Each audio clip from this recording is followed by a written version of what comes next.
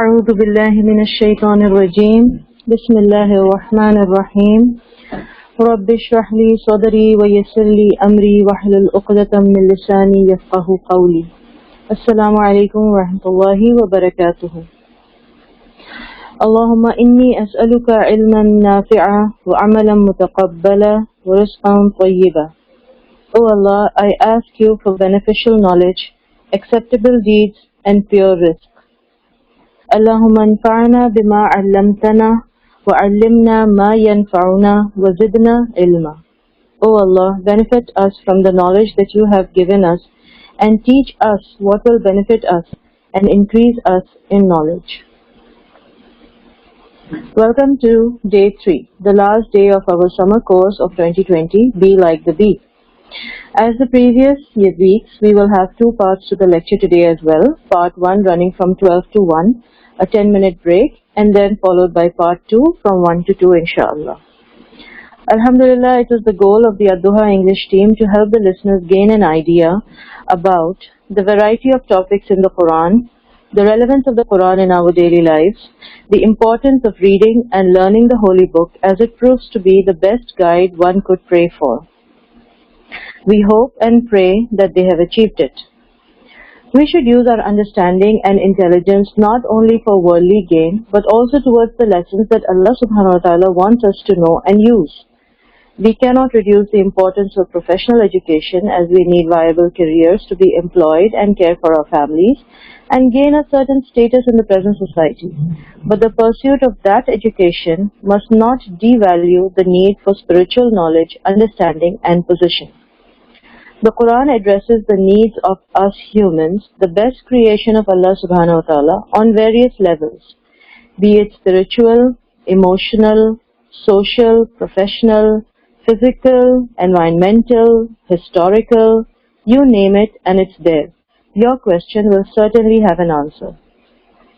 And therefore, let not this day be the end of a course, rather the beginning of a journey of knowledge. The Ad-Duha English team has been sharing its flyer for the upcoming 1-year diploma course. We would encourage all the listeners present here to register for the course as well as share with friends and family to help others benefit as well. Alhamdulillah, Allah subhanahu wa ta'ala has already put us on the right path if we are Muslims. It is up to us to better our skills and better our relationship with Him. Learn the right way to be thankful for this privilege and how to use this privilege as well. The Muslim boy or girl is not a silent participant, rather should be a leader and role model for others. Inshallah, the study of the Quran does bring out the best in us. There are so many thoughts, but I cannot share all of them right here.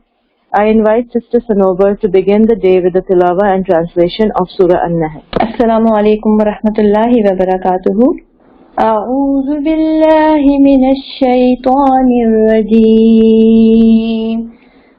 Bismillahir rahmanir rahim.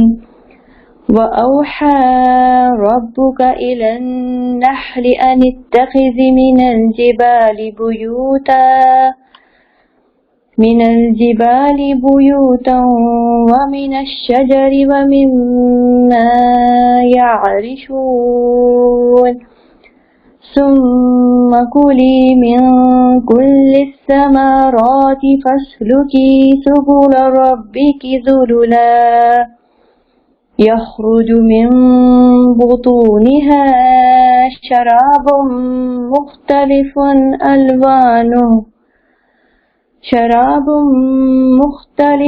ألوانه فيه شفاء للناس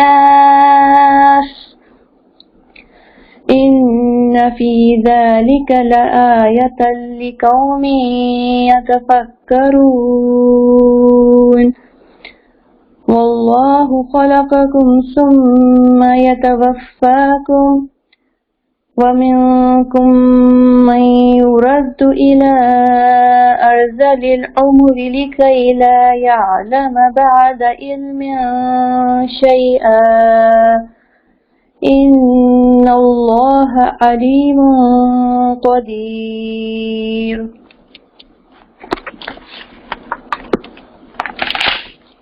Translation.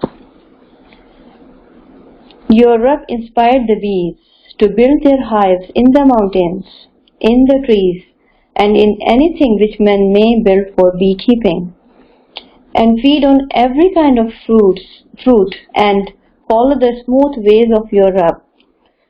From its belly comes forth a syrup of different colors, which contains the healing for mankind.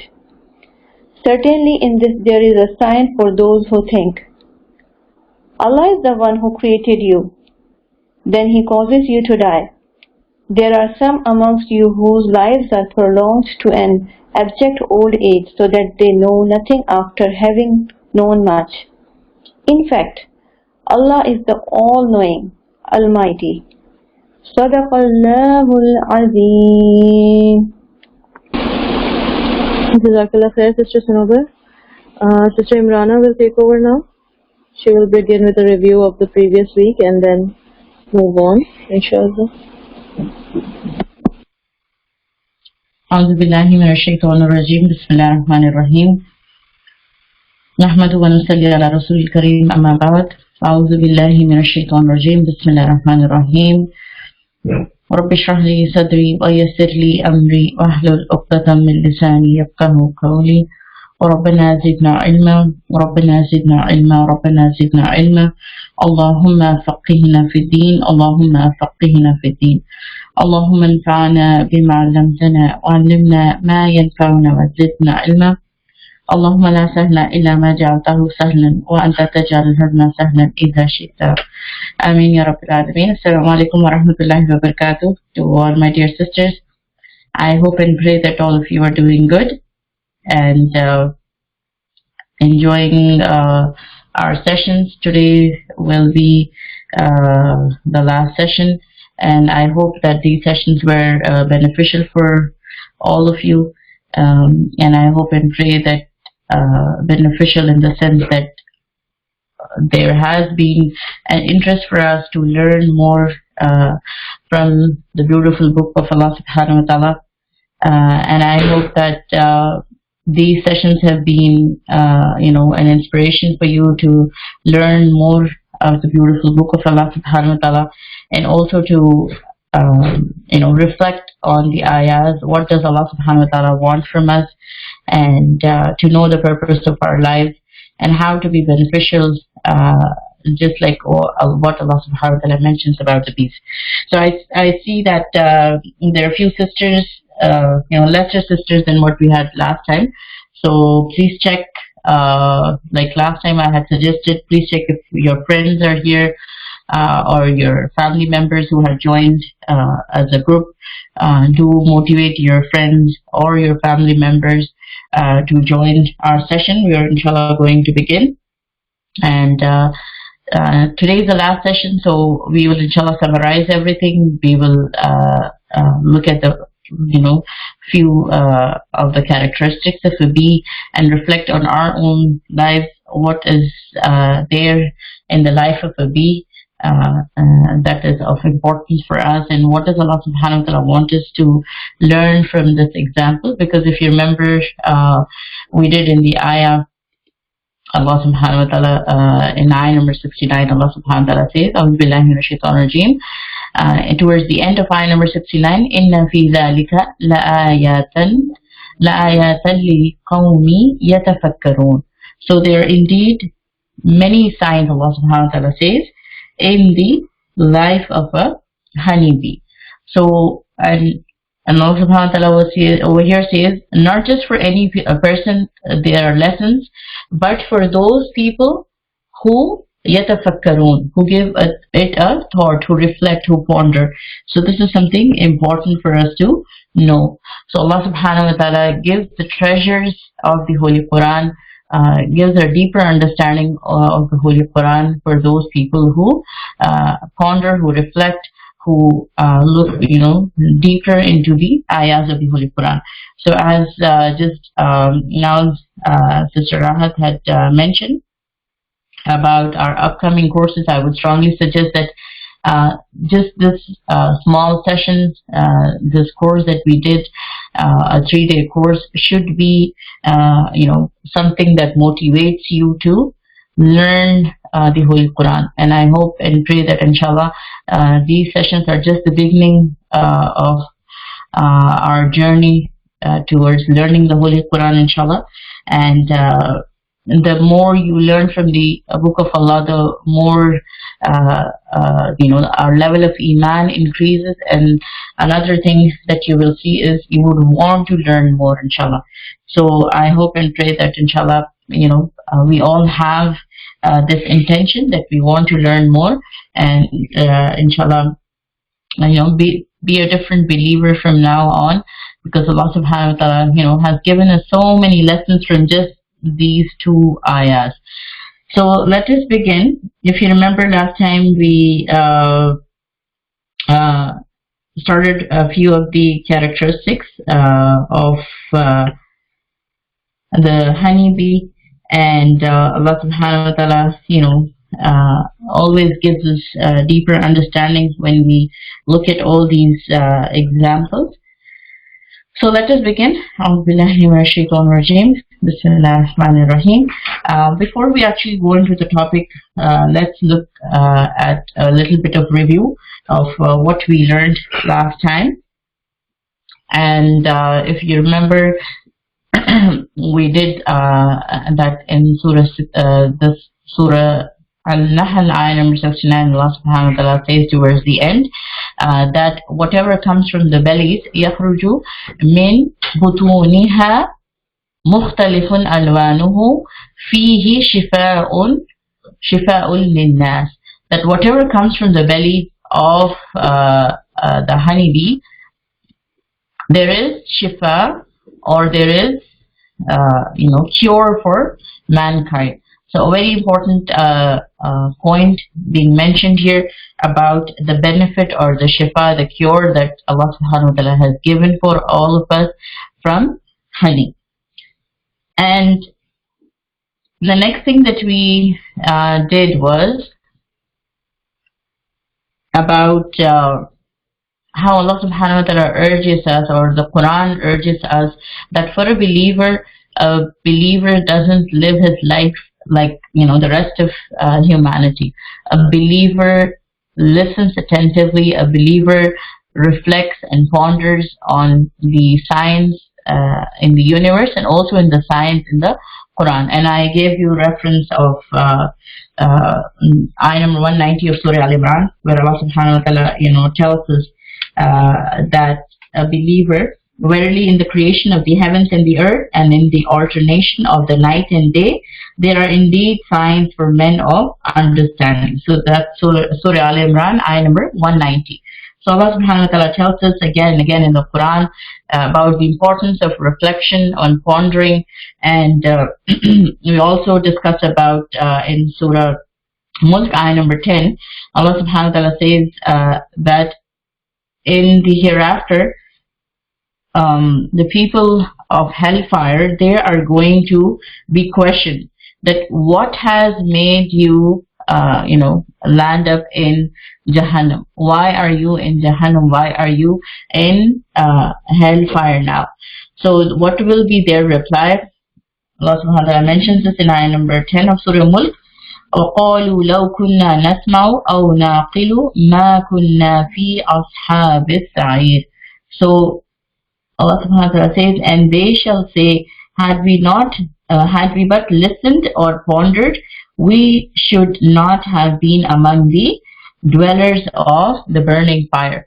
So over here too, we see the importance of, not a person didn't reflect, the person didn't ponder, didn't listen.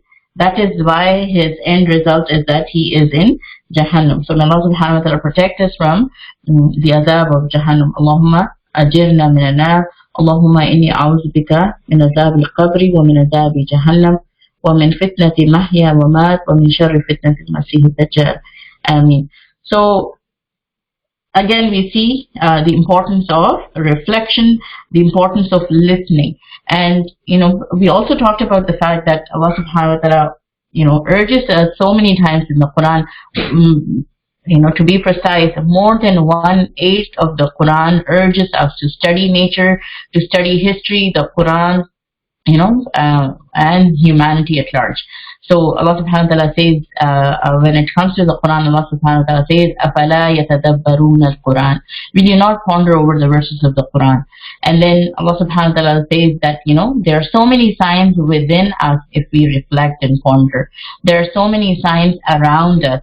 Like when we look at the mountains, how they were constructed. When we look at in Surah Mulk, Allah subhanahu wa ta'ala talks about the bird, the flight of the bird, how Allah subhanahu wa ta'ala makes the bird fly so easily. So these are things that Allah subhanahu wa ta'ala urges us to do, to live a life of reflection, pondering, and live a life of understanding. And why listen and why reflect? So that we are able to act upon it, so that we know our purpose of life, and we know why Allah subhanahu wa ta'ala created everything.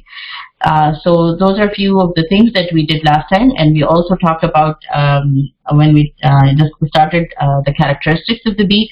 The first thing we talked about was that the bee eats only pure. It consumes only pure and gives out only pure, isn't it? It takes nectar from pure flowers or pure plants, and then the byproduct that comes out of the bees, that is the honey, that is also pure.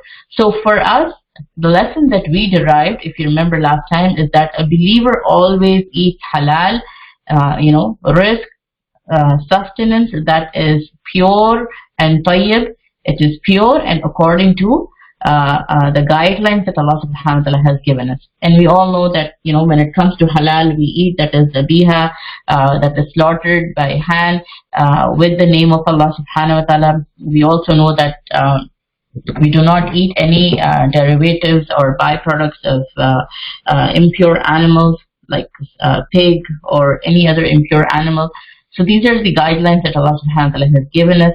And apart from our sustenance, what we eat, what we take in, another important thing is also our means of livelihood. How we earn. Is it based on halal income? So that is also very important. And if you remember, we discussed few ahadith when it comes to our risk too. So those were some of the things. And the next attribute that we discussed was that a believer thinks before speaking and says good words. So, when it comes to our words, what comes out of our mouth should be pure, should be something that is of benefit to others, should be words of, kind words. And if you remember, we discussed few ahadith. And we also talked about how Allah subhanahu wa ta'ala mentions in Surah Furqan about lowering your voice and giving the example of the donkey, that the sound or the loud sound of the donkey is something disagreeable. And have you become more mindful of what you say? Have you started thinking before you speak? Or have you at least, the thought came in your mind that I need to be more conscious about, what words I use, and how am I when I, talk with others? Because communication or, how we treat others is of utmost importance for a believer. The beauty of Islam is that Allah subhanahu wa ta'ala teaches us to be good to the elder and also show mercy to the people who are younger to us, and not just to the believers but anyone. Imagine Allah subhanahu wa ta'ala tells in the Quran when Musa alayhi salam was sent to Fir'aun, Allah subhanahu wa ta'ala commanded him to talk or to use kind words, and Allah subhanahu wa ta'ala uses so many times in the Quran the word, when it comes to our speech, qawlan layyinan, soft speech, that is, kind words, shows mercy. So this is something that we need to keep in mind when it comes to people around us. Let it be people who are older to us, younger to us, or believers, or people from other faith. And another thing is, sometimes, personally, I feel when we are under emotions. Sometimes when we are sad, or when we are, also when we are angry too, or when someone hurts us, we tend to retaliate, we tend to be harsher to them. So that is something that we need to be mindful. And the hadith that I wanted to share with you is a very beautiful hadith where it's in Tabrani. The Messenger of Allah ﷺ said, kind speech and feeding the hungry guarantee you paradise. So these two things, kind speech and feeding the hungry, is something that guarantees a person to enter into Jannah. So may Allah subhanahu wa ta'ala make us among these people who use kind speech and feed the hungry. So another very important hadith is, if you remember, in Tirmidhi, we talked about that the Prophet, peace be upon him, said, he who gave up disputing while he is right, a palace of high rank in paradise will be built for him. He who gave up disputing while he is a fabricator, a palace in the center of paradise will be built for him. So these are the ahadith that should motivate us, especially when we are angry, especially when we are hurt, especially in front of those people who do wrong to us. Because a believer will still be good to a person who, is not nice to us. And a practical example for us to learn from is the example of Yusuf alayhi salam. In Surah Yusuf, Allah subhanahu wa ta'ala teaches us the beautiful character of Yusuf alayhi salam. Allah subhanahu wa ta'ala gave him beauty on the outside. He was given beauty. He was very handsome on the outside, but we see that Allah subhanahu wa ta'ala teaches us a far deeper lesson from the example of Yusuf alayhi salam, that he had beautiful akhlaq, that he was the one who was ready to, yes, the example of Rasulullah sallallahu alaihi wasallam too. Allah subhanahu wa ta'ala says in Surah Qalam that Rasulullah sallallahu alaihi wasallam, he has best akhlaq, isn't it? And there is another very beautiful hadith that Rasulullah sallallahu alaihi wasallam has been sent to perfect good akhlaq, good character. So these are the things that we need to remind ourselves again and again. Look at the lives of all the prophets. What do we learn? We learn the example of Yusuf alayhi salam about forgiveness. Even though his brothers plotted to kill him, they literally threw him into the well to kill him. But what was his reaction? What did he do? He forgave them, isn't it? Let's think of a few more examples from the Quran. What comes to your mind? Yaqub alayhi salam, yes, he was very patient and kind. His sons, he forgave his sons, even though they plotted to kill Yusuf alayhi salam. Who else? An example of good akhlaq from the life of Rasulullah sallallahu alaihi wasallam. Yes, in Taif, how Rasulullah sallallahu alaihi wasallam, he forgave the people of Taif. Anyone remembers or knows the hadith about when he left the city of Taif and Jibreel alayhi salam came to him? Anyone remembers? And Jibreel alayhi salam said that, command me and I will destroy the people of Taif. What was the reply of Rasulullah sallallahu alaihi wasallam? What did he say? Sana says that crush the two mountains of Taif, but Rasulullah sallallahu alaihi wasallam said the generation after them might be better. They might be believers. And today, they are indeed believers, isn't it? I don't know if any of you have been to Taif, and it is a very hilly and, a region which has huge mountains. So, imagine if Allah subhanahu wa ta'ala, had given us that example, that the city of Taif was destroyed for their arrogance, for rejecting the Prophet. Yes, Abu Bakr radiallahu anhu, a good example what Saima has just mentioned, forgave the one who slandered his own daughter. Yes, that's very difficult to do, isn't it? Imagine a person slandering your own daughter, and Abu Bakr radiallahu anhu, he was the one who was financially helping the person who slandered his daughter, who slandered Abu Bakr radiallahu anhu's daughter. And yet, he was, he had the heart to forgive him, and he continued to give him money. In some narrations it comes that he gave more than what he gave earlier. Why? Because Allah subhanahu wa ta'ala tells in Surah Nur that do you not want Allah to forgive your sins? So you should also forgive and pardon other people's shortcomings. So that is what Allah subhanahu wa ta'ala teaches us. Yes, Nabiha says the example of Ayyub alayhi salam, how he had sabr. His own family left him when he had that ailment. But we see that when Allah gave him health, Allah gave him good life, his family came back and he was able to forgive them, and Allah blessed him with much more than what he had earlier. Mishal says after the conquest of Mecca, the Prophet ﷺ showed kindness to the Quraysh. A very good example of what Mishal has shared here, that forgiving those people who persecuted Rasulullah ﷺ, who physically tried to harm him, who killed so many of the companions, who tortured so many of the companions. Yet Allah subhanahu wa ta'ala teaches us from the seerah too so many examples of forgiveness, of good akhlaq, using kind words. So this is what Allah subhanahu wa ta'ala wants from us. So that was when it comes to our words, our dealings, how do we speak with others around us, what kind of words do we use. Let's move on. We talked about the benefits of honey too. We saw this hadith too in Tirmidhi and Ibn Majah and Bayhaqi that make use, Rasulullah said, make use of the two remedies, honey and the Quran. So these two things have shifa.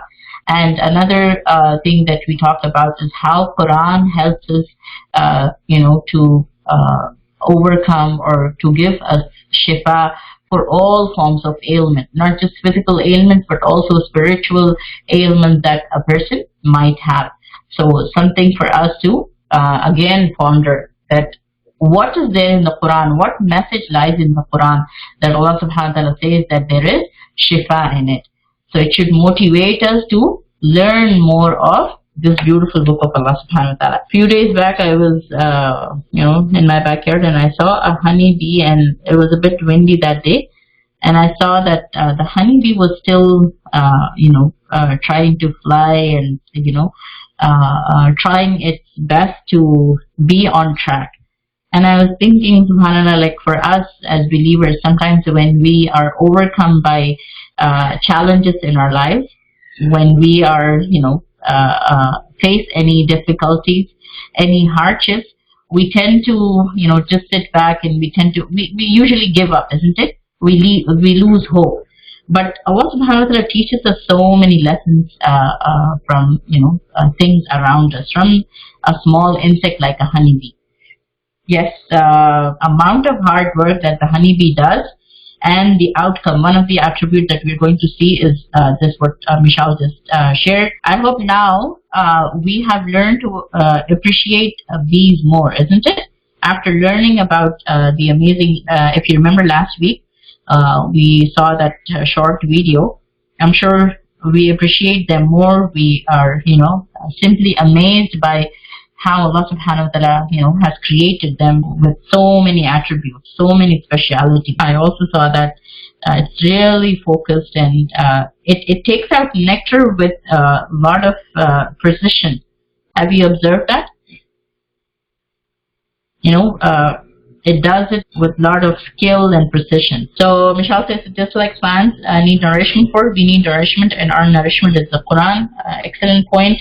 And another thing, if you remember, I had asked, I guess in the first session, day one, about how we need to reflect on our surroundings, and I told that because of COVID, maybe most of us have been doing a lot of gardening, and the reflection that I want to share is that the first time I started to garden, usually, in the previous years, my husband usually used to dig up the soil and all that. But this year, I planted most of the vegetables.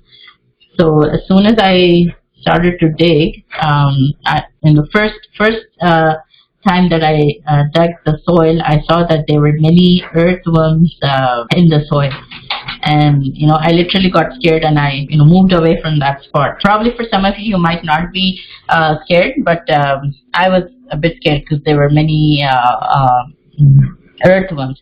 But I realized that it's the same earth that all of us have to go back in, isn't it? When all of us die, when Allah subhanahu wa ta'ala takes away our souls, we are going to be buried in the same soil. And I was thinking, we are so scared of all those insects or all those earthworms in the soil. So am I preparing myself to be buried? Another reflection that I made related to that was, imagine we are going to be turned to dust, and human beings have so much of arrogance. Human beings think so big of themselves, isn't it?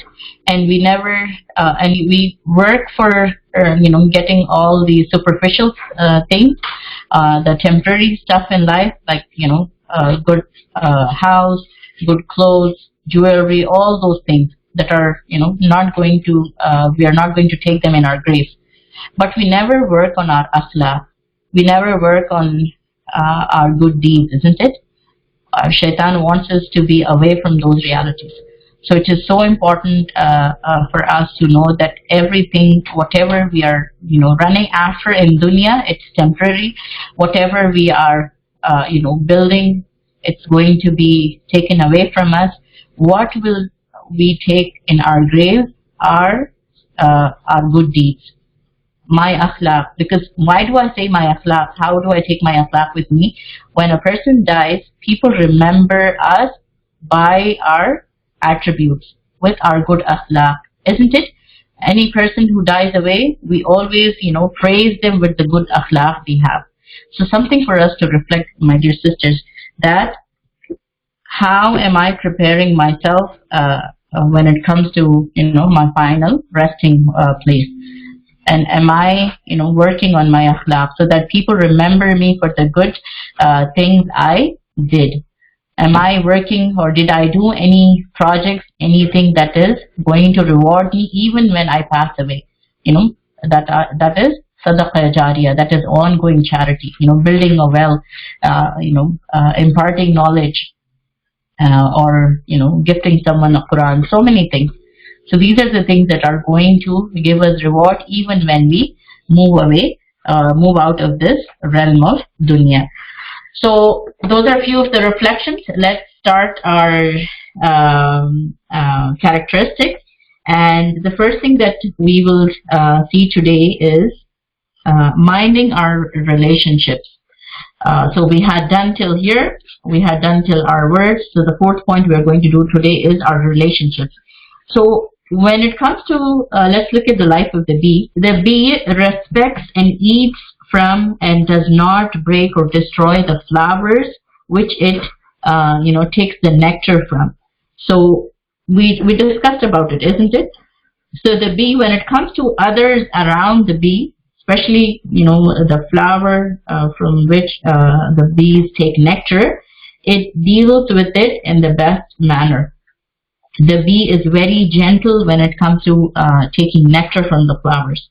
So for a believer too, we should be very mindful, we should be very gentle in our dealing with the people around us, with our relationships, with our family members, with our friends, with our colleagues, not just believers, but anyone, people from other faiths, and not just people, but our environment too.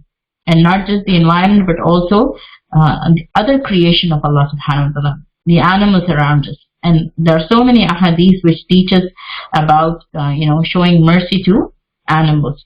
So what is the example that we learn from this particular attribute of the bee? That a believer should be gentle in his dealings when it comes to the other creation of Allah subhanahu wa ta'ala. We shouldn't be the ones who, cause any form of harm. And another thing is, when it comes to the environment, not just consuming it for ourselves, but saving it for the next generation. Because Allah subhanahu wa ta'ala says in the Quran, In Surah Rahman, Allah subhanahu wa ta'ala says that Allah subhanahu wa ta'ala created the heavens and the earth for all, not just for humans, but for all. So when we consume, when we take anything from the environment, am I, destroying the environment? Am I, causing harm? This is something that we need to reflect. And there is a very beautiful ayah in the Quran, in Surah Araf, ayah number 56. Allah subhanahu wa ta'ala says, do not create mischief on the earth after it has been set in order. So this is something that Allah subhanahu wa ta'ala wants from us. That Allah has made the earth in perfect balance. And Surah Rahman also talks about balance, isn't it? So here too Allah subhanahu wa ta'ala says the same, that do not create fasad, do not create corruption or mischief on the earth. Why? Because Allah has created everything in perfect order and balance. Reflect on the fact that when the bee takes nectar from the flower, it does it in a very gentle manner. It doesn't harm the flower. What else does the bee do? Sigma says that it takes as much as it needs and leaves the place undisturbed. Good. And the other point which Sana shared is it pollinates and benefits the flower, doesn't it? The bee doesn't take from the flower, doesn't just take the nectar, but it gives back more than what it took from the flower. And what does it give back? It transfers the pollen from one flower to another, and hence pollination happens. So this is something really important for us to reflect. When it comes to our relationships, when it comes to our family, our friends, with our colleagues, with our neighbors, Muslims or people of other faith, how are we when it comes to these relationships? How do we deal with our relationships? Do we reflect on this aspect? Are we the ones who are, just concerned about what benefit is it for me? Do I just think about, just taking? Or do I also think about how can I give back to others around me? How can I give back to the community? How can I be of benefit to people around me? So that is really important for a believer to be of benefit to others around him or her. And Allah subhanahu wa ta'ala says, tells us, so the best among the people are those who are of benefit to others. So this is something that we need to, again, reflect and analyze ourselves. How am I when it comes to my relationships, when it comes to my family members, to people around me, to my neighbors? How do I, especially when it comes to people of other faith, how do I represent myself in front of people of other faith in the community? Do I represent Islam in a positive way? Am I of benefit to the community? So this is another point that we learn. So we should try to give much more than what we take. And Islam wants us to be generous. Islam wants us to show, generosity, to love each other, to give each other, our time, show mercy and affection.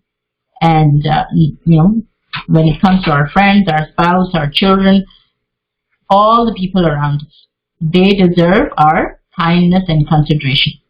And there's a very beautiful hadith that Abdullah ibn Amr reported that the Messenger of Allah sallallahu alaihi wasallam said, those who are merciful will be shown mercy by the merciful. A very beautiful hadith. Those who are merciful will be shown mercy by the merciful. Those who show rahmah will be given rahmah by Rahman. Be merciful to those on the earth, and the one above the heavens will have mercy upon you. The word womb is derived from the merciful, so whoever keeps relations with his family then Allah will keep relations with him, and whoever abandons his family, then Allah will abandon him. And this hadith is in Tirmidhi. So what do we learn from this hadith? That we have to show mercy to all people.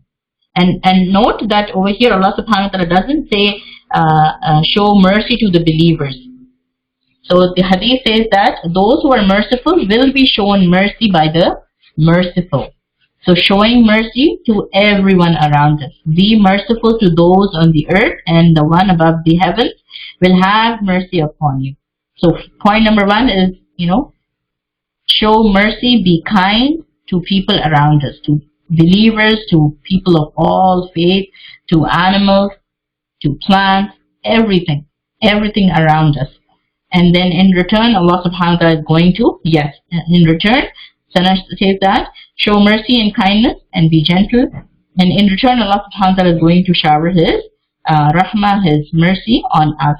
And the second most important point that we get is the importance of keeping ties with our family members. And there's another hadith where Rasulullah tells us, I'm just giving you just an overall idea of the hadith, that joining ties or keeping relations with the family or silatul rahim is not being good to those people who are good to us. Joining relations is basically from those people with those people who try to cut from us, who don't want to be in good relation with us. So that is showing mercy or keeping ties with our kinship. And Allah subhanahu wa ta'ala is going to reward us more for being good to such relatives. So ponder on this fact too, and probably check when it comes to our relatives. Do we have good relations with all our relatives, from my mom's side, from my dad's side, and if those of you who are married, from your husband's side, or is it that, I'm not on talking terms with some of them?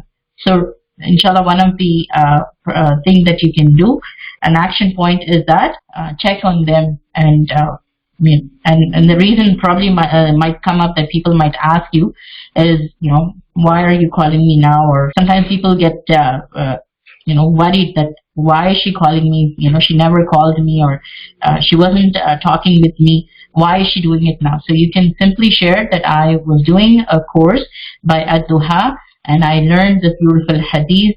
I learned that Allah subhanahu wa ta'ala tells us to join relations with our families, and I wanted to get that ajr. I wanted to be one who joins relations so that I get the mercy of Allah subhanahu wa ta'ala. And inshallah, by this way, you are inviting them to learning the book of Allah, and you are showing them that it has a lot of reward. And I'm just going to take share two more ahadith that the Prophet, peace be upon him, said.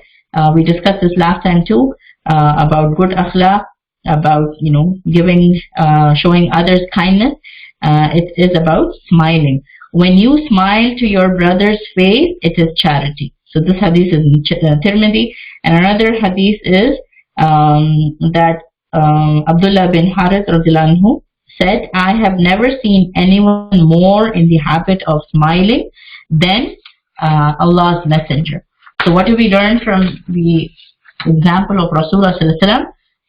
To always be smiling, to be a source of mercy to others, to be kind to others. When it comes to our relationships, there's another point that I think I missed here. It should be humility. So when it comes to the special attribute of the bee, humility, what comes to your mind? Humility and humbleness. Why being humble? It is down to earth. What way? Yes, not being arrogant, not being proud. So a very important being aware of our privilege. Very good point what sister has just shared. So if you remember in the ayah number 69, we discussed that Allah subhanahu wa ta'ala tells us when it comes to the honeybees that subula rabbiki zululan. If you remember, we discussed that point. So when it comes to the particular ayah of the honeybee, Allah subhanahu wa ta'ala says that the honeybee very walks with humility and humbleness in the path of that is set by Allah subhanahu wa ta'ala. So the bee knows its purpose in life, the bee knows its role, the role that it has to play, and how does it carry on that duty that Allah subhanahu wa ta'ala has given it. It does it with lot of humility and humbleness. That is why Allah subhanahu wa ta'ala used the word zululan in the task that it does, the way it lives its life. And another thing is that the bee doesn't think that it is something special.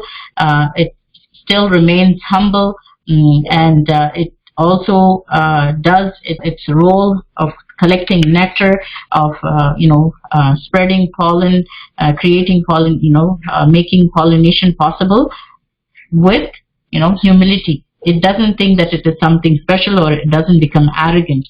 And we see that we might feel that animals don't have arrogance, but you will certainly see that when it comes to the honeybee, you can see the way it takes out nectar. It shows the humility of the honeybee.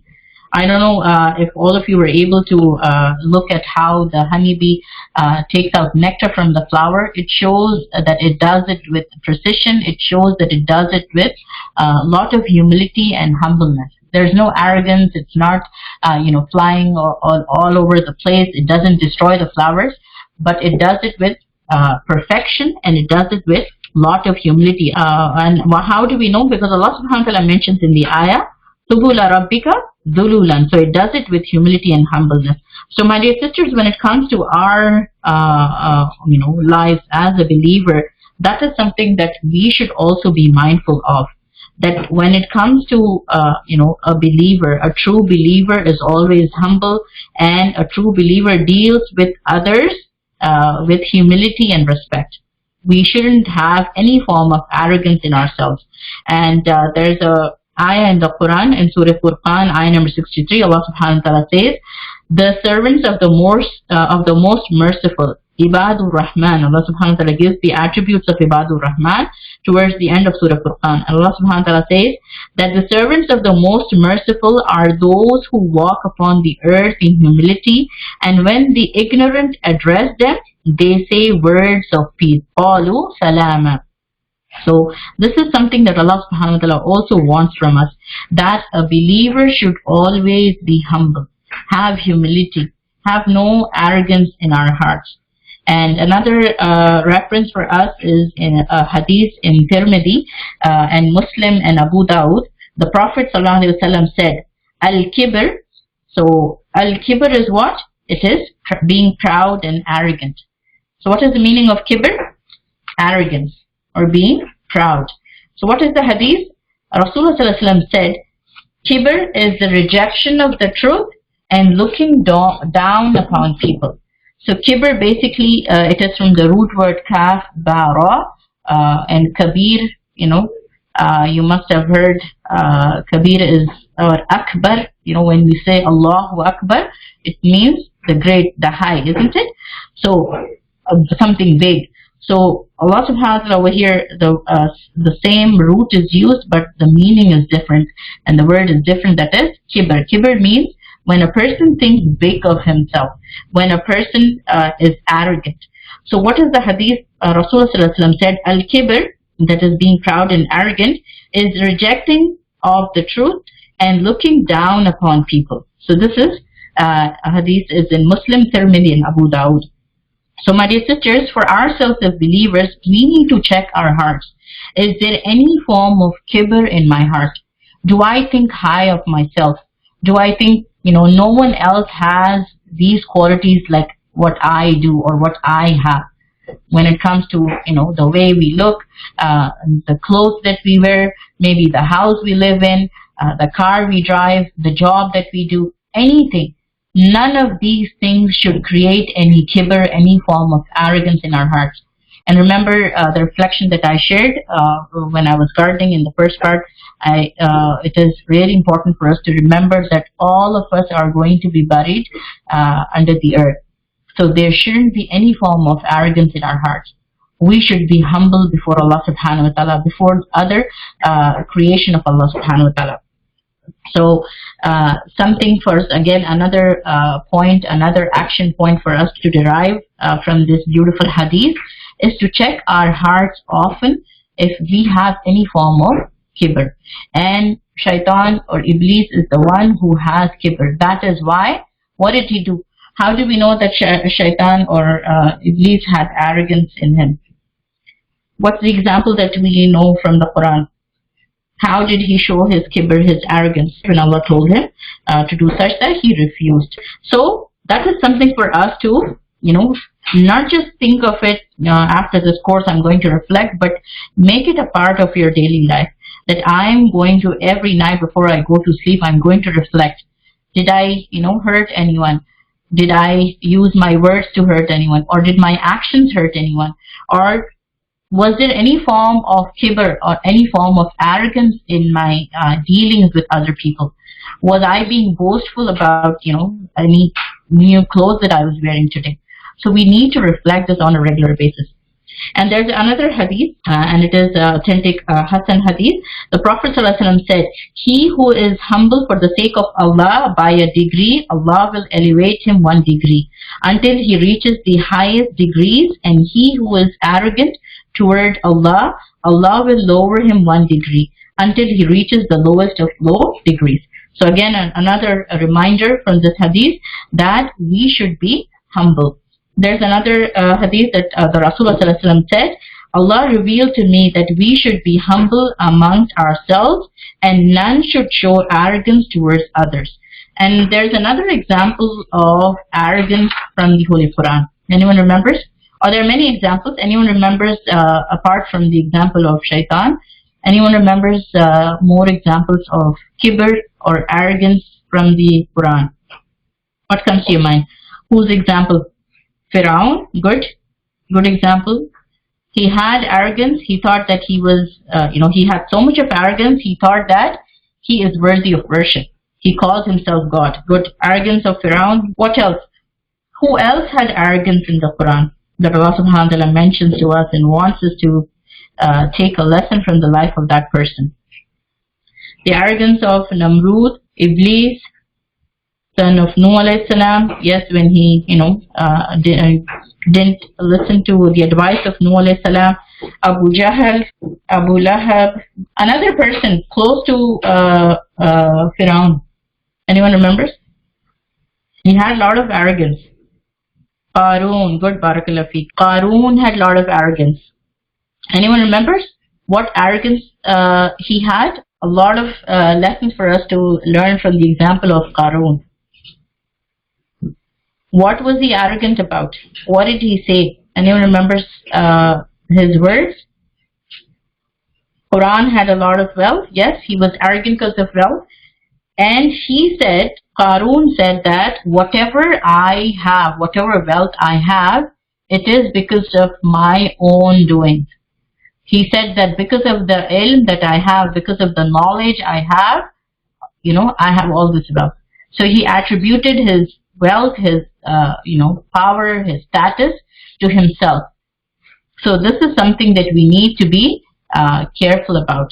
That Allah subhanahu wa ta'ala says that anything that a person has, it is by Allah subhanahu wa ta'ala. It is given by Allah subhanahu wa ta'ala.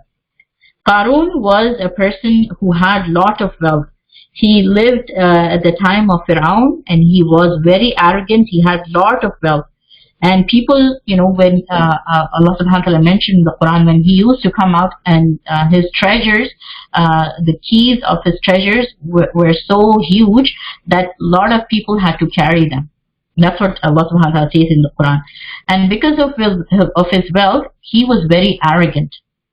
So Allah subhanahu wa ta'ala, gives his example and says because he was arrogant, he was not humble, he didn't help the poor, he didn't use his wealth to feed the poor, to give the rights of the poor, Allah subhanahu wa ta'ala destroyed him. He was, destroyed, he was buried in the soil and along with his wealth. So that is the example that Allah subhanahu wa ta'ala gives us, that a person shouldn't have, a believer shouldn't have arrogance.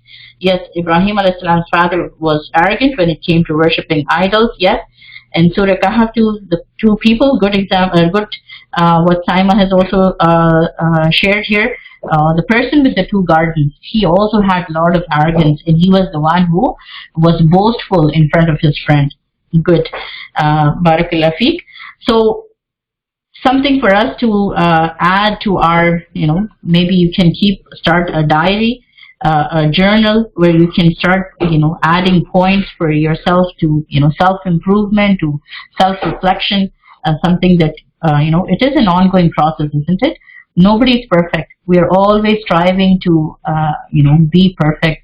And inshallah, the day we meet Allah subhanahu wa ta'ala, because we are on this journey of self-improvement, and inshallah, when the day we meet Allah subhanahu wa ta'ala, we will be better than what we were when we came in this dunya. So it should be an ongoing thing. So another hadith is that Rasulullah sallallahu alaihi wasallam said, he who has in his heart the weight of a mustard seed of arrogance shall not enter paradise. A very important hadith. So a person who has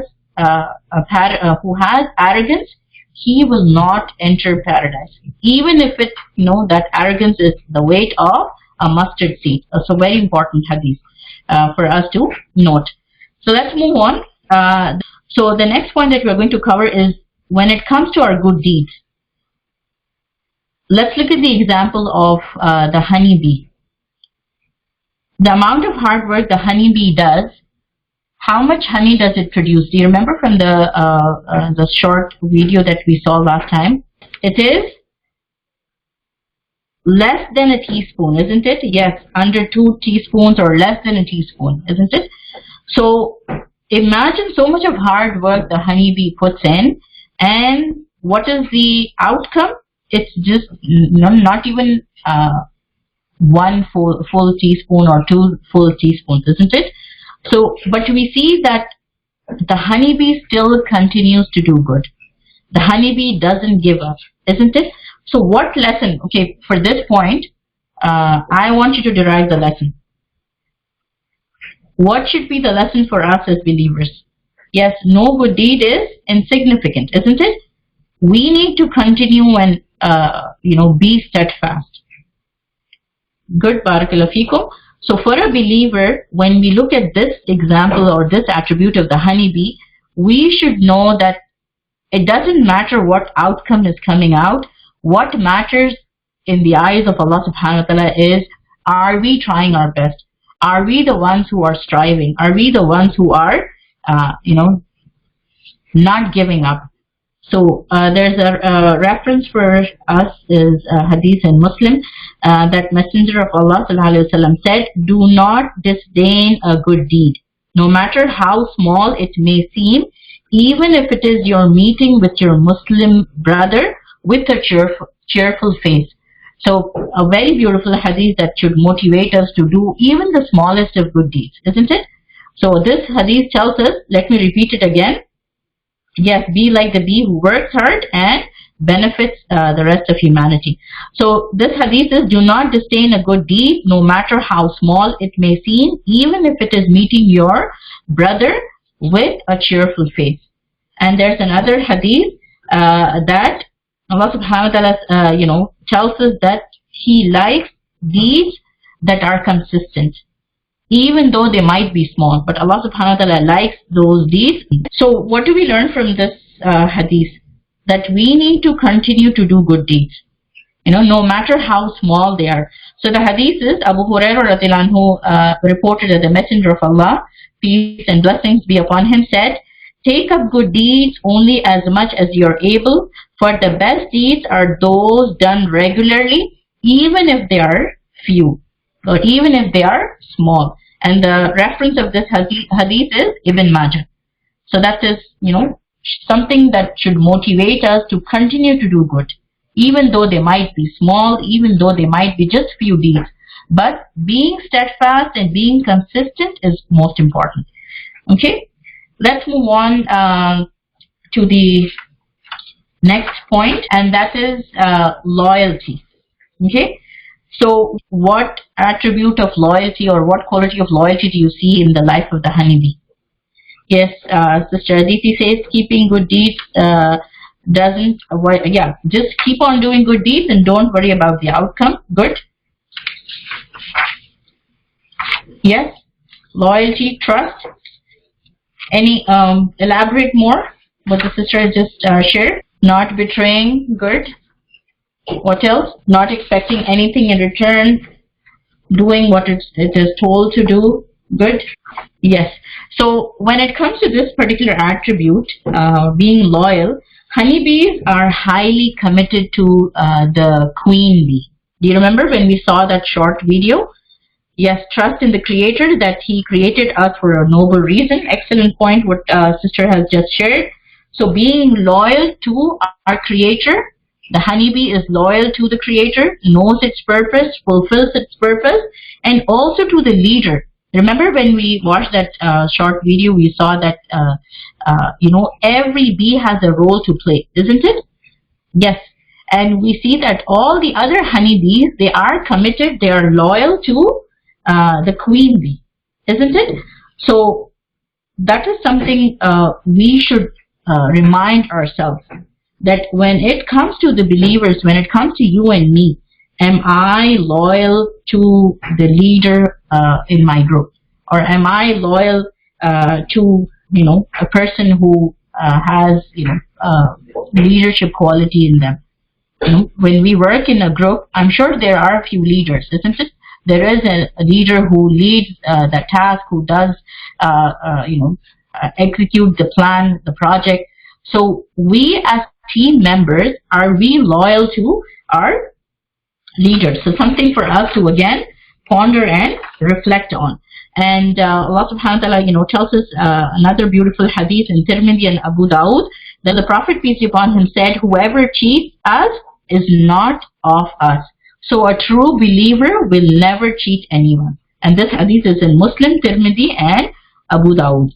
A mu'min is one whom people place trust in and regards their life and their wealth. That's true. So another thing that we learn from this quality about loyalty is the quality of the leader too, isn't it? The honeybee, the queen bee, is loyal to its job. And we see that the honeybee, it is not just to rule, just be the leader, but we see that the honeybee is loyal to its role that Allah subhanahu wa ta'ala has given.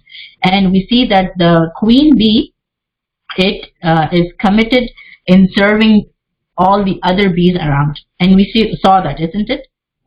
It plays an important role in the sustainability of the hive, isn't it? So just like that, for us to derive the lesson is, what type of team member am I? And we will inshallah see more details in teamwork. And what type of leader am I? When I am in, working with a group of sisters, what type of team member am I? And if I have been made a leader, what type of leader am I? So that's something for us to reflect, and inshallah when we work in a group, I'm sure most of you are members of ICNA or you are members of MYN, so reflect on this part. Am I a good team member? Am I the one who plays an active role in my team? Okay, let's move on to this part. I think we missed these 2 points. The points have been mixed up. So the fifth point is not cutting from others' risk. So if you remember, we talked about the honeybee. It doesn't harm the flower. It doesn't, make the flower not useful for others, isn't it? Even though it takes nectar, but it builds a relationship with the flower. And it leaves the flower as it was. It takes whatever, the bee takes whatever it needs, but it doesn't, make it into a state that none of the other bees can benefit from. It doesn't harm the flower. So for a believer too, when we take risk, the jobs that we do, we should be the ones who, I'm discussing this point, not cutting from others' risk. So for us as believer, a true believer doesn't have to take the food out of other believers' plate and put into theirs. So what happens usually, you must have seen practically when go to work, just because a person found a particular job, we don't want to share. There might be another position for others, isn't it? But we don't share with our friends. We don't want them to benefit from that posting, isn't it? Or when we feel that this particular field is good, this particular job that I've been doing, it is something that's easy, the timings are flexible, the pay is good. Because we are benefiting from it, Allah subhanahu wa ta'ala has given it to us so easily, we don't want to share it with others. Why? Because we feel, others are going to be as equal as us. So that is another thing that we need to be careful about. That, when we get rizq, when we get sustenance, Allah subhanahu wa ta'ala has given it to us. Allah subhanahu wa ta'ala is Razzaq, isn't it? So a true believer is going to, share about that, and he's not going to cut off from the rizq or sustenance of others. And the hadith that I'm going to give as reference is in Bukhari. None of you will have faith until he wishes for his brother what he likes for himself. A very beautiful hadith. Let me repeat it again. None of you will have faith till he wishes for his brother what he likes for himself. The next part, I think we discussed it a lot of times about how the honeybee is, hard working, isn't it?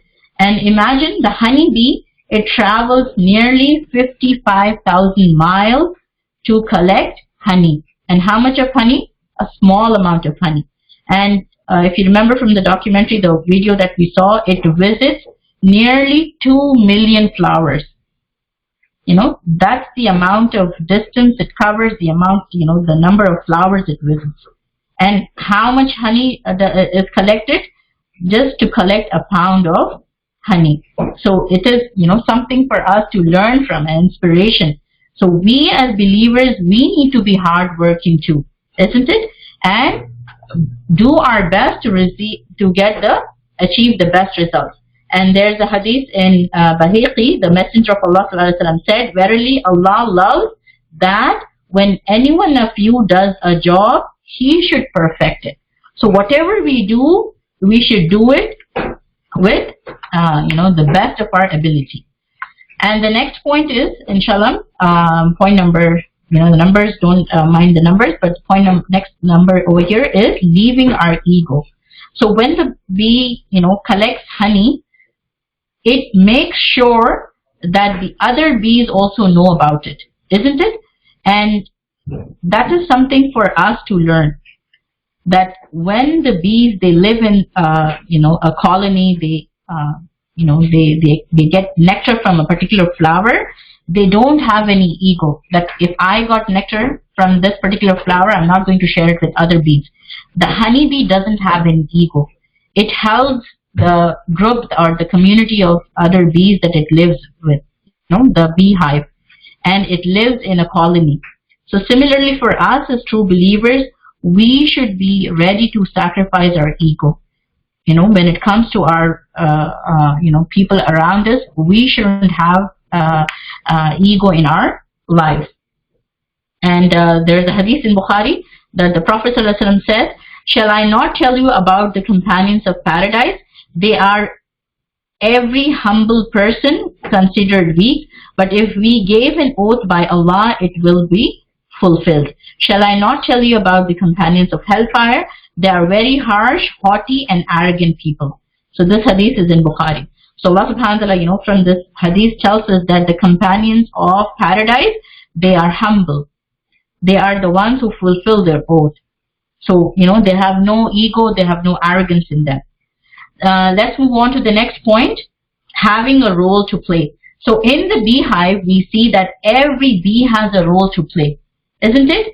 We saw the queen bee has certain jobs to do. We saw the worker bees have some things to do. The female bee, the honey bee, has certain things to do, isn't it? They live in a well-organized hive. Every bee has a role to play. And we see that, from the documentary, from the video last class, the queen bee lays the eggs. The worker bees, what do? If you remember, they clean the hive. And the worker bees, they keep the hive temperature cool. And we also, if you remember, the nurse bees, they take care of the young ones. And the other bees, the female bees, they collect nectar and they bring it to the hive. And if you remember, we saw in the documentary that there are certain bees that are, for the security of the hive. They protect the hive from any intruders. So for us too, my dear sisters, that when we relate our lives to this particular attribute of the honeybee, are we the ones who are organized in our lives? Are we the ones who are productive, who are proactive? So something for us to, again, if you want, you can note in your journal, in your action points for this session. Am I a productive member of the society? Am I proactive? Do I use my skills that Allah has given me? Maybe I have good, writing skills. Maybe I have, good interpersonal skills. So do I use my skills for the benefit of Deen? Something for us to again reflect and, inshallah, make it a point that I use my skills to help the community. And I shared earlier too, there are many projects that ICNA sisters have been doing. You can go online on our website. You can follow us on Instagram or Facebook and see learn of our upcoming projects. And inshallah, that way you can, give your skills for the service of Deen. And I would strongly suggest that those of you who have not yet gone on our website, go and research. And if you're interested, if you like the work that you are doing, I would say that you join us and become our volunteer, inshallah, so that you are aware of our projects that are happening in the society, in the community. The next point is teamwork. What comes to your mind when you have learned so many qualities of the bee and how it lives in the in a colony, having roles to play? What comes to your mind, and what lessons are there for us to extract? Even though the bees, they might feel that they can collect honey, they can live on its own, but we see that a bee, builds a hive for itself. They live together in a colony. They have roles to play. Everyone, is happy with the role that it plays. It, fulfills the responsibility it is given to the bee. No bee complains, isn't it? There are some bees who just take care of, nurturing the young one. They are the nurse bees. There are some bees who are just for protection. Yes, we cannot do anything alone. Excellent point. Working together in harmony, yes. And we need to be part of a team, isn't it? We need to do collectively. Nothing can be, nothing can be attained on an individual level. So teamwork is very important. Yes, yes, and the outcome will be a lot. So true believers are those who, work as a team. They create harmony, they have productive societies, they give back to the community, and each member of the team plays an important role. Each member of the community, for us, maybe, I have really good ideas, so I should be part of a team where I give ideas. This is where we can volunteer. This is where we can donate. This is how we can give back to the community. Even though it is COVID, we cannot go out and work, as we used to. But there are, so many other opportunities which we can do. So every person needs to do their part. And there's something, for every person in a team. So cooperating with each other. And there's a very beautiful verse in Surah Hujurat where Allah subhanahu wa ta'ala tells us that the believers are but a single brotherhood. And that is, they are bunyan and marsus. They are a fortified wall together working for the same cause. For, Allah subhanahu wa ta'ala, for the deen. And Allah subhanahu wa ta'ala also mentions in another surah, surah number 9, that the believers, men and women, are protectors of one another. They enjoin what is good and forbid what is evil. They observe salah, they pay zakah, and observe Allah and obey Allah and His Messenger. So Allah subhanahu wa ta'ala over here again says that the believers are helpers to one another.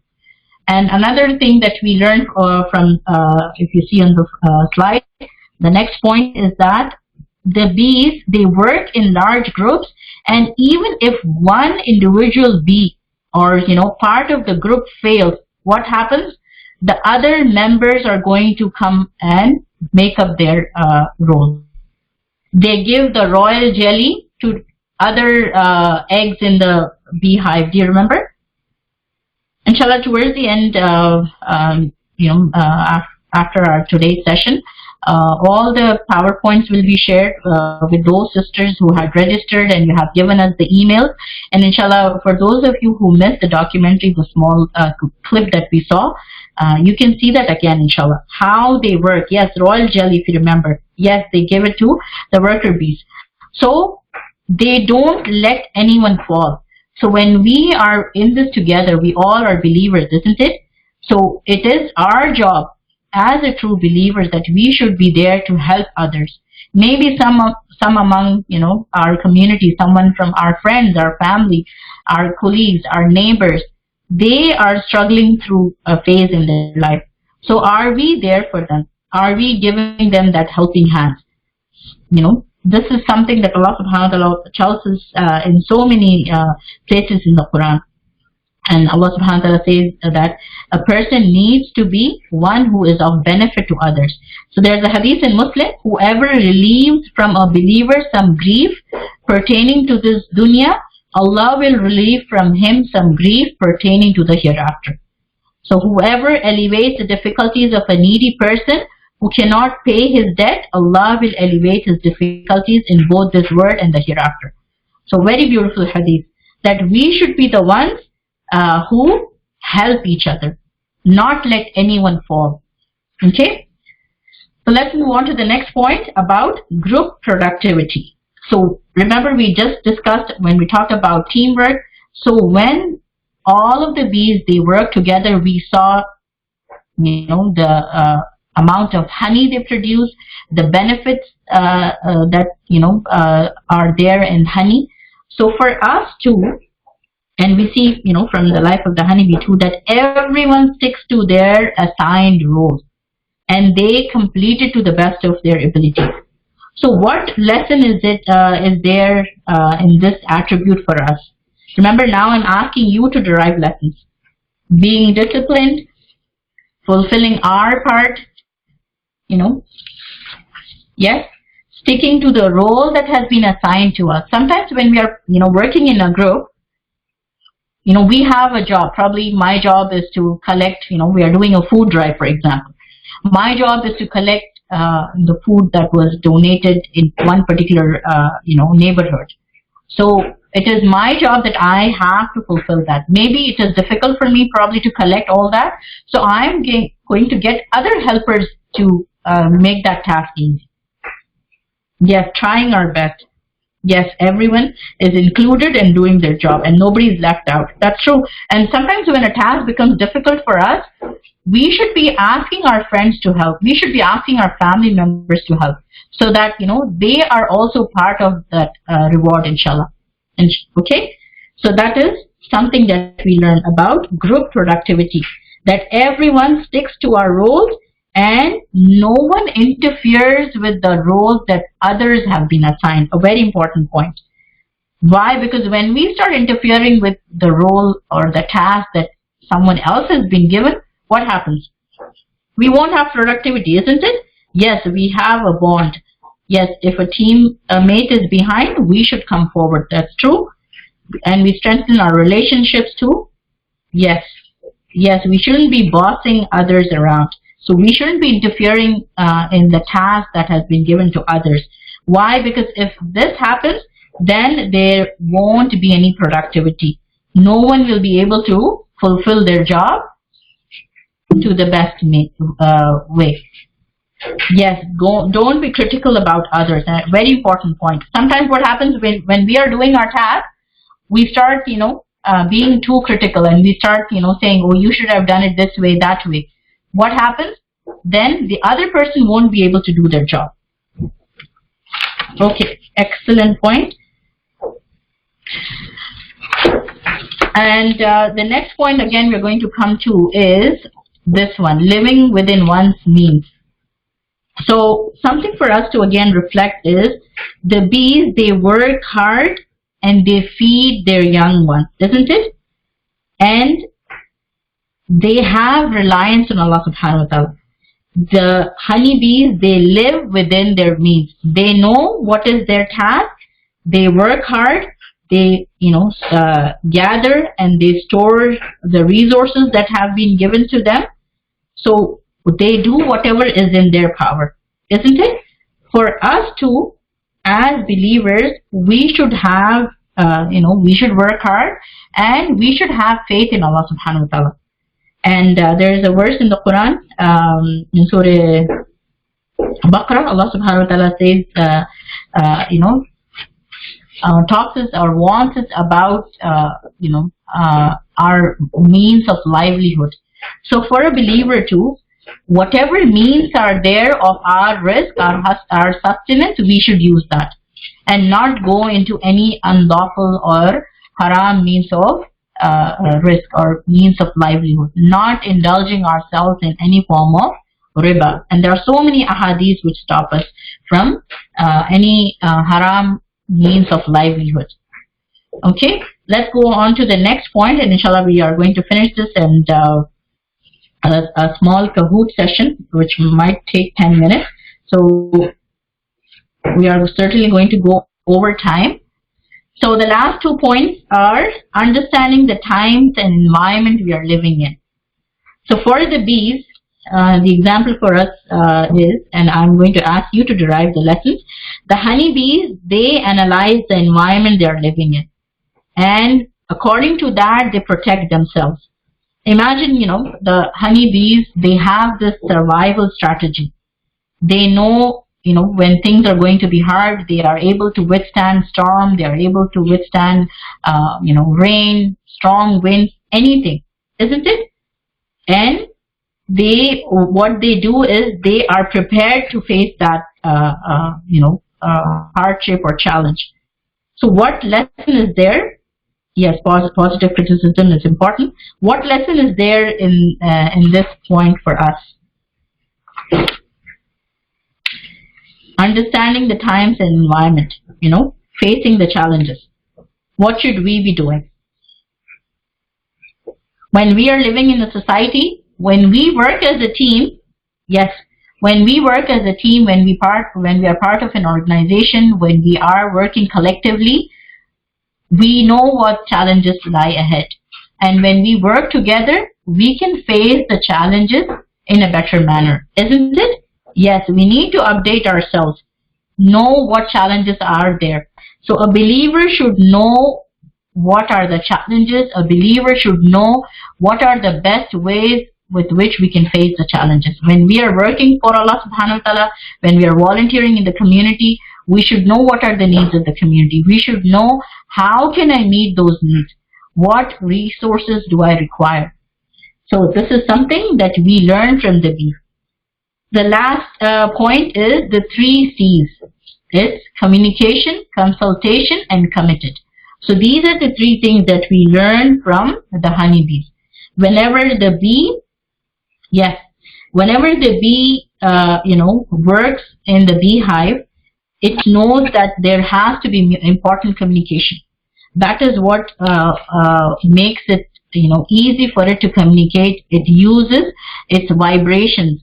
And remember, we talked about in the video, we saw that whenever the honeybee finds out about a flower that has nectar, it communicates to the other bees. It does that bee dance, isn't it?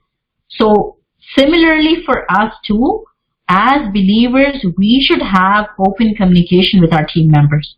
We should be in regular communication with our team members. Communication is vital for any team to be able to work to our best ability. And the other thing is, when it comes to the second C is consultation. So, when it comes to the bees, they demonstrate a system of consultation or shura. How? Where they get consensus of key members of the community while deciding the location of a beehive. I don't know if you watched that documentary really closely, but we saw that when there is a need, they communicate and they ask each other, they consult each other in their special way with their vibrations, and they have certain chemicals which they bring about, which tells the other bee what the bee wants to say. So subhanallah, Allah subhanahu wa ta'ala has given such a small insect that capability. So the bees, they communicate, they do consultation about the location of a beehive. So this is what, and Allah subhanahu wa ta'ala tells us in the Quran too, that the believers in surah number 42, Allah subhanahu wa ta'ala says that they conduct their affairs by mutual consultation. So very important point. So something for us to again reflect. When we work in a team, when we are working as a group, are we the ones who consult each other? Are we the ones who do shura to get the advice of the other person, to know what is the best strategy with which we can work? Yes, having a better understanding of the environment so that we can approach it in the best way. Excellent. So that is the importance of consultation, and we have already touched this point about the fact that the bee is very committed when it comes to its individual role, and also committed to its role that it has to play in the team. So these are the three important C's of teamwork. So something for us to reflect is, are we committed in our work? Are we committed to the team that we have a role to play? Yes, consultation is important so that everyone's voice is heard and no one is left behind. Excellent point. And so basically that's the conclusion of all the attributes that we had to learn, something that was relevant for us, that we can relate to our lives. And there are a few action points too that I have put here. We will inshallah stop it here, and anyone has any questions or anything to share?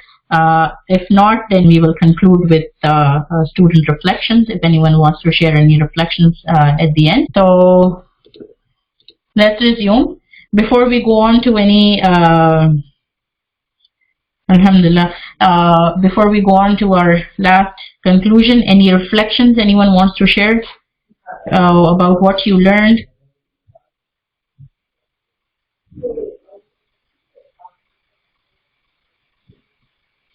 Any reflections?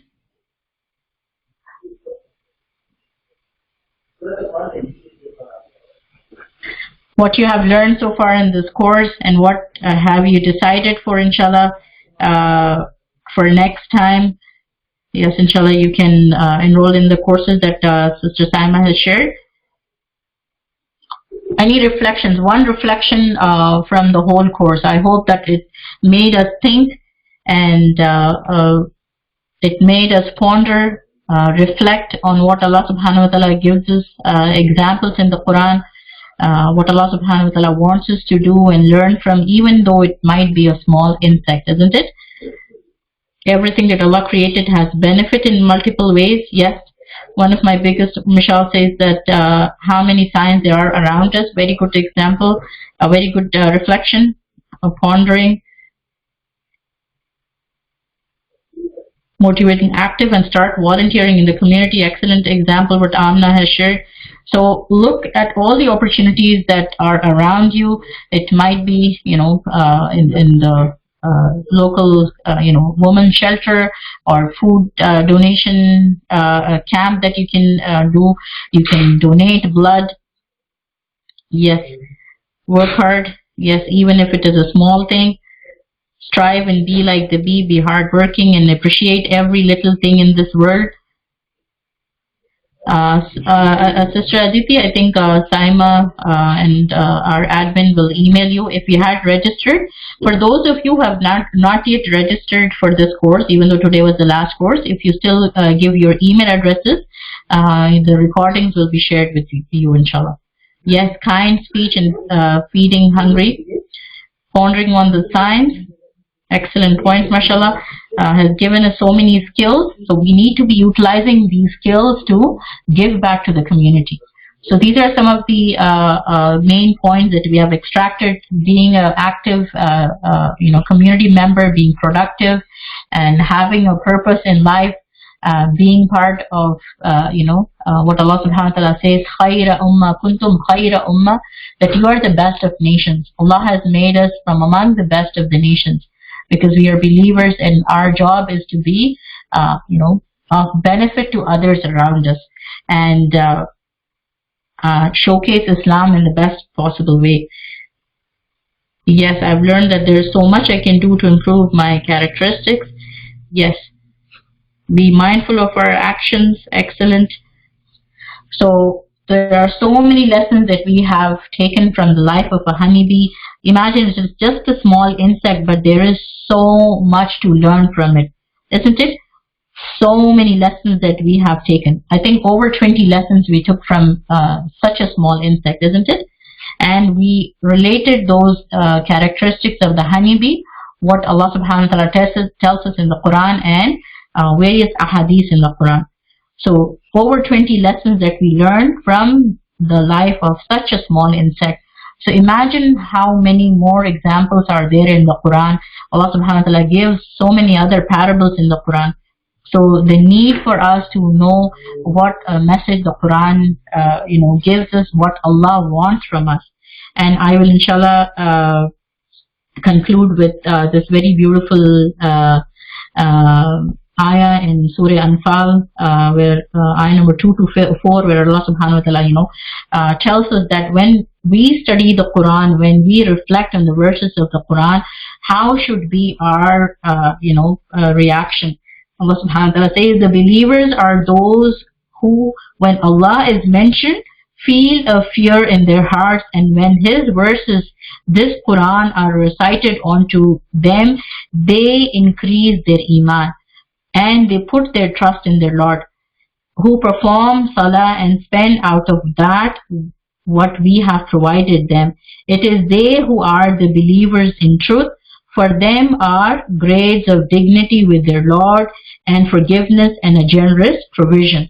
So apart from all these things, all these lessons that we have learned, the first most important thing that these sessions must have, surely of benefit to you, but have these sessions increased your iman? Just learning 2 verses of the Quran, did it increase your level of iman? Did your love of Allah subhanahu wa ta'ala increase? So this is something that, I'm sure all of you agree to it, that we learned just 2 ayahs of the Quran and our love for Allah subhanahu wa ta'ala has increased. We have started reflecting more. Our iman has increased. We know that Allah created everything for a purpose, isn't it? We know that Allah, whatever Allah has told in the Quran is truth, and it is of benefit to all of us. So alhamdulillah, we have reached the conclusion of this course. I hope and pray that it was a beneficial course, a course which our iman has increased, and a course which made us ponder, reflect on our love for Allah subhanahu wa ta'ala has increased, and our love to learn more of the book of Allah has increased. So I motivate you all to inshallah enroll in our upcoming course, and inshallah we will learn more surahs in detail, and it is going to be of a lot of benefit for all of us. So jazakallah khair, barakallah feekum. May Allah subhanahu wa ta'ala accept our coming here for these sessions and our learning this beautiful book of the Holy Quran, of these beautiful verses. And Allah subhanahu wa ta'ala reward you all. Jazakallah khair. Subhanakallahumma bihamdik. نشهد أن لا إله إلا أنت نستغفرك ونتوب إليك وربنا تقبل منا إنك أنت السميع العليم وتب علينا إنك أنت التواب الرحيم. أعوذ بالله من الشيطان الرجيم. بسم الله الرحمن الرحيم. والعصر إن الإنسان لفي خسر إلا الذين آمنوا وعملوا الصالحات وتواصوا بالحق وتواصوا بالصبر. جزاك الله خير. السلام عليكم ورحمة الله وبركاته.